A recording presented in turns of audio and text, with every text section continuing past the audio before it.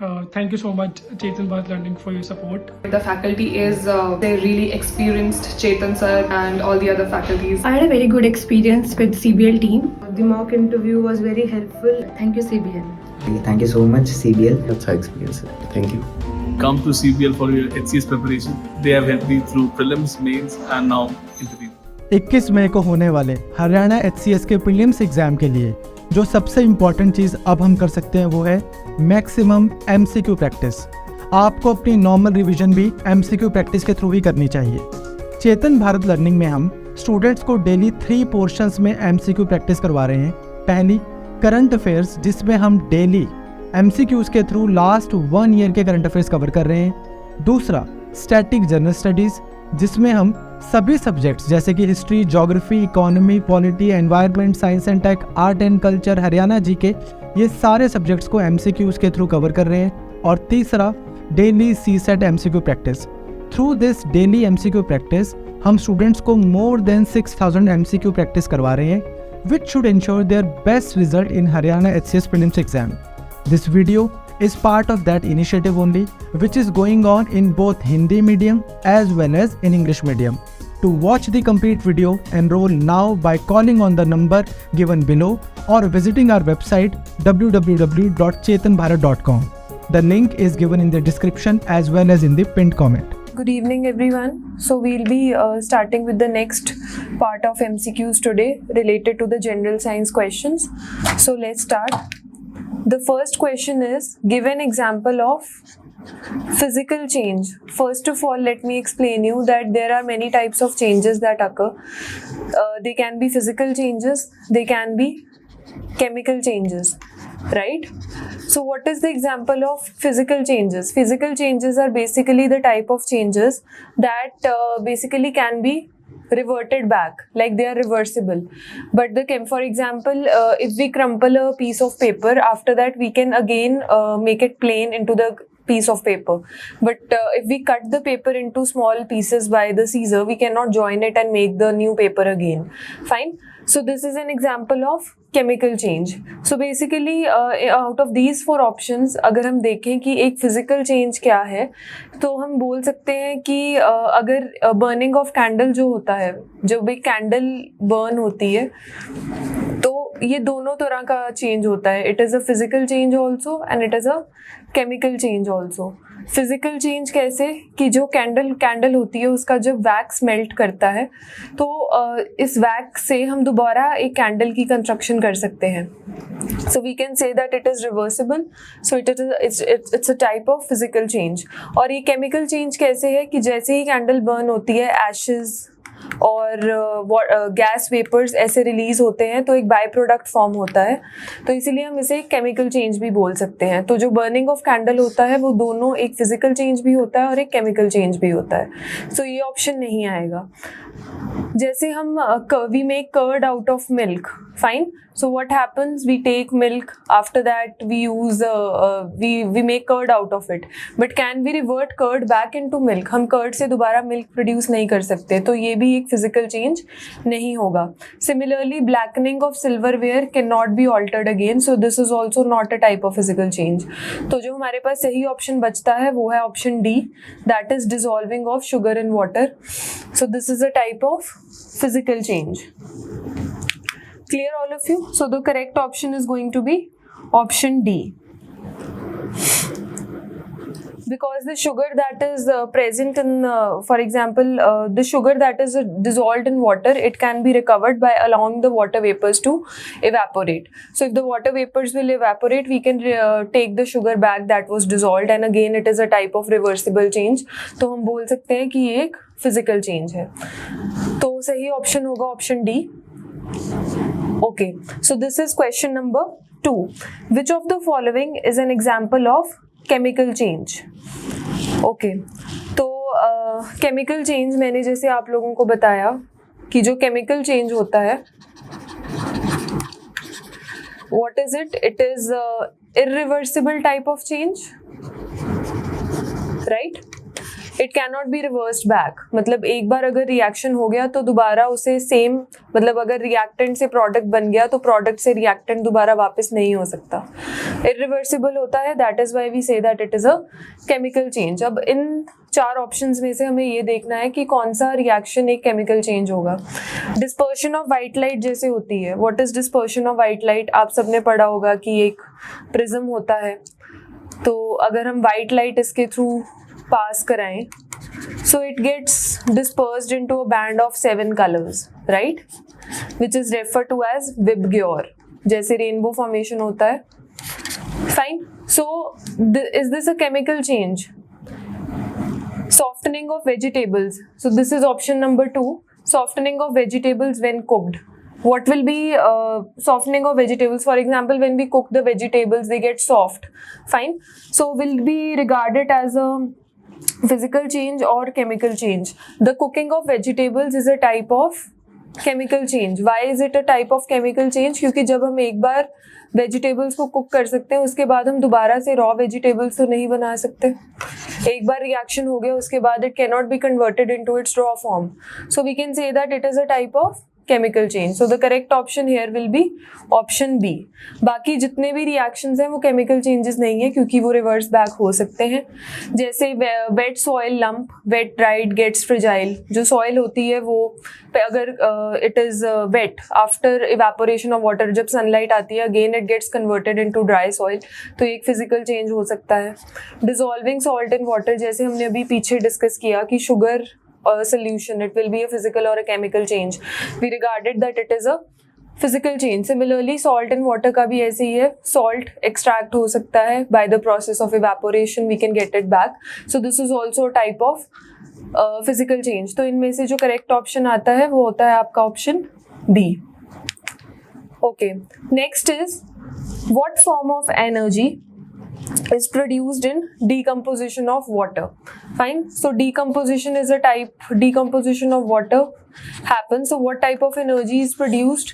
We do not get any light energy here, we get heat energy here. Sound energy नहीं produce होती है, कोई भी acid form नहीं होता है. तो the correct option here will be your option number B. Clear all of you? अगला question है pasteurization. अगेन आप सबने ये सुना होगा पैस्चराइजेशन टेक्निक जो यूज होती है. What is it related to? Is it related to sterilisation of milk? Milk की डिहाइड्रेशन से रिलेटेड होती है, फर्मेंटेशन से रिलेटेड होती है, या फिर डिस्टिलेशन से रिलेटेड होती है? बेसिकली पास्चराइजेशन होती क्या है? It is a process, it is a process that kills microbes. जब भी we get milk packets at our home, yes or no? So what happens is that milk undergoes a various types of sterilization techniques. Yes or no? Sterilization का मतलब आप समझते हैं कि किसी भी चीज़ को germs या फिर microbes which are not good for our health उससे free करना, right?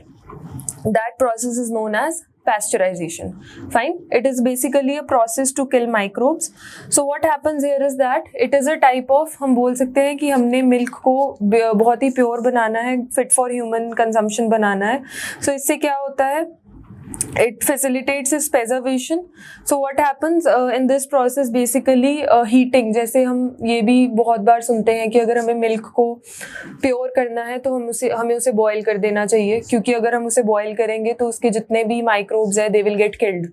Yes or no? So similarly these are few processes. तो pasteurization वो process होता है जिससे हम मिल्क को स्टेरिलाइज करते हैं, उसे फ्री करते हैं from the various type of germs or bacteria which are not good for health. So this was discovered by a scientist called Louis Pasteur. इसी वजह से इसका नाम क्या पड़ा? Pasteurization technique. Clear all of you? So this is about pasteurization of milk. It is a type, it is related to the sterilization of milk. So the correct option will be your answer number A. Okay. So this is the next question. This is match column A to column B. तो सबसे पहला process जो हमें दिया हुआ है that is desalination. सबसे पहले ये इम्पॉर्टेंट है जानना कि बेसिकली सलाइन का मतलब क्या होता है. सलाइन का मतलब होता है salty or something that can contain salt. Yes or no? For example, we always say that ocean water is not fit for human consumption. It is not a type of potable water. Why? क्योंकि वो एक saline water होता है. Yes or no? खारा पानी जिसे हम बोलते हैं. So what is desalination? Desalination हमें इस पूरे उसमें से देखना है कि कौन सा जो है कॉलम वो करेक्टली मैच्ड नहीं है. तो desalination is related to sea water. This is a correct option. Fine. Reverse osmosis is related to potable water. This is also correct option.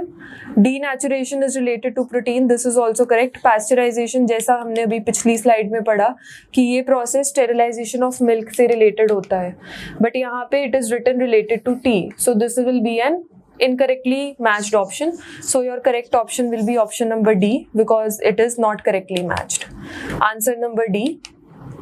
Okay. So now next is your question number 6. Phosphate test is the analysis of what? It is the analysis of milk, tea, water or all of the above. So इसके अंदर आपका correct option होगा option number D, क्योंकि जो phosphate test होता है वो milk, T, water तीनों के एनालिसिस के लिए इंपॉर्टेंट होता है. So correct option is option number D. Because of impurities, the boiling point of liquid. Impurities क्या होती हैं? First of all, impurities होती हैं, एक तो होता है pure form of water. Fine. फिर उसके बाद अगर कुछ like there are some impurities present, it is not pure. There are certain types of impurities that are present. What happens is there that we have to tell कि boiling point पे उसका क्या असर होता है. अगर किसी भी सब्सटेंस में किसी तरह की इम्प्योरिटी प्रेजेंट होगी तो उससे उस पर्टिकुलर चीज़ का जो बॉइलिंग पॉइंट है वो बढ़ जाएगा, कम हो जाएगा, या फिर इट विल रिमेन कांस्टेंट और there will be no change और they are not related, impurities और बॉइलिंग पॉइंट. तो अगर इम्प्योरिटीज़ इंक्रीज होती हैं किसी भी सब्सटेंस में तो what happens is that boiling point will also increase. So we can say that impurities are directly related to the boiling points. और ऐसा क्यों होता है? क्योंकि basically the boiling point of the liquid is the temperature at which the vapor pressure is equal to the pressure of the gas above it. Yes or no? That is why जो boiling का process है वो start होता है और vapours के form में वो कन्वर्ट हो जाता है. बट जब ऐसे केस में कोई इम्प्योरिटीज आ जाए तो फिर क्या होता है? बॉइलिंग पॉइंट भी इंक्रीज हो जाता है. So your correct option will be option number A here. Next question is question number 8. Addition of salt to pure water increases the boiling point of water and decreases the freezing point. When methyl alcohol is added to water, boiling point decreases. So we have to choose which is the correct statement. So इस case में both A and B statement are correct. The correct option is both A and B. जैसे कि हमने अभी पीछे पढ़ा कि अगर किसी भी तरह की इम्प्योरिटियाँ कोई चीज़ ऐड करी जाएगी, like if salt is added to pure water, what will happen? If salt is added, so what will happen? Boiling point will increase. Yes or no? So this option is correct, and the second option is also correct, that if methyl alcohol is added to water, boiling point of water will decrease. So the correct option is option D, both A and B. Next is, what is milk? Milk is an example of a gel. It is an example of an emulsion, foam और suspension. इसे देखने के लिए हमें पहले इनके जो statements हैं इनका पता होना चाहिए कि बेसिकली इमल्शन क्या होता है या फिर बाकी चीज़ें क्या होती है. तो इसमें जो करेक्ट ऑप्शन होगा वो ऑप्शन नंबर सी होगा कि मिल्क जो है it is type of N emulsion. Fine. What is emulsion? Emulsion is basically a type of colloid of two or more immiscible liquids. Two or more immiscible liquids. Immiscible का मतलब क्या होता है? Immiscible is which cannot be mixed. Like जिन दो चीज़ों को हम आपस में मिक्स ना कर पाए उसको हम immiscible बोलते हैं. तो यहाँ पे करेक्ट ऑप्शन आपका होगा option number C, that milk is an example of emulsion. Next is, which type of colloidal system is expressed in fog? Fine. So fog आप सबने देखी होगी, जिसे हम हिंदी में धुंध बोलते हैं, जो विंटर सीजन में जनरली आती है. Like we can observe fog in the early morning. So what happens, basically fog is a colloidal system and it can be expressed as liquid and gas. It is a liquid and gas type of colloidal system. Fog जो होता है वो liquid and gas type of colloidal system होता है. So what happens, जब water vapor जो present होते हैं air में, we all know water vapors are present in the air. What happens, they condense. Condensation का process आपने पढ़ा ही होगा. जैसे हम water cycle के बारे में पढ़ते हैं तो हम पढ़ते हैं कि सबसे पहले water bodies have water, फिर evaporation होती है, पानी ऊपर की तरफ जाता है, clouds are formed by the process of condensation.